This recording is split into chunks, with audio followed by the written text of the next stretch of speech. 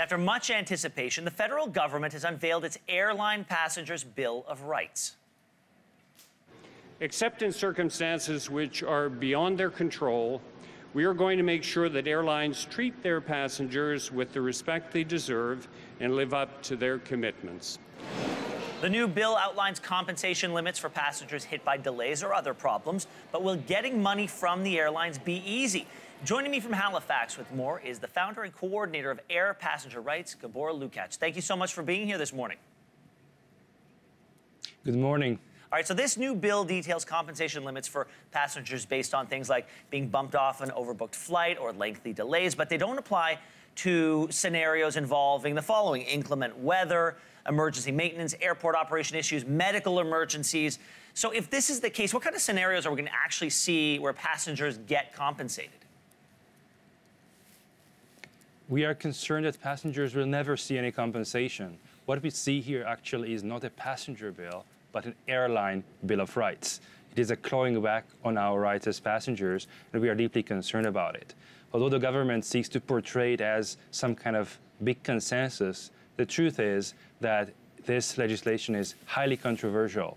Over 100,000 Canadians wrote to senators last spring to amend the bill, and the Senate was listening to the Canadian public and weighed in to amend the legislation.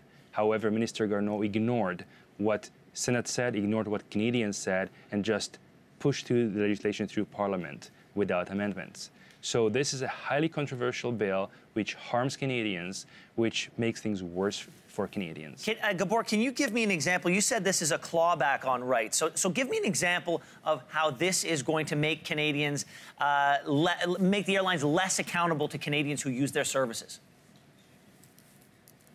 For example, the proposed regulations confirm the doubling or more than doubling of the amount that passengers can be kept stranded, confined to an aircraft on the tarmac from 90 minutes to 3 hours, and in some cases to 3 hours and 45 minutes. This is inhumane. Now you've said in the past that Canadians are already entitled to various levels of compensation for things like lost baggage, being delayed for long periods of time. In your view, is the problem enforcement? Did we need this Bill of Rights to address that problem, or did we need something else that would ensure that what Canadians already deserve, they can get? There are two separate issues here. Canadians already have many rights existing in the law books, so enforcement has been a crucial problem. Canada would need a passenger Bill of Rights that is the copy of the European Union's regime, which is the gold standard. Unfortunately, Minister Grelo's legislation is substandard. It actually takes away rights and is nothing comparable to the European Union's regime. As you mentioned earlier, when a flight is delayed or cancelled, under the proposed regime, if the delay or cancellation is due to the airline's own maintenance problems, so if the aircraft breaks down, the passengers are going to get nothing. While in Europe, they would be getting the same compensation as for any other non-weather-related cancellation or delay. We all understand that weather can affect flights, and we would not want an airline to take off in bad weather. But when it comes to maintenance, airlines maintain their own fleet, are responsible for their own fleet, and internationally everybody understands that it is the airline's responsibility to look after their fleet, so they have to pay when the aircraft breaks down.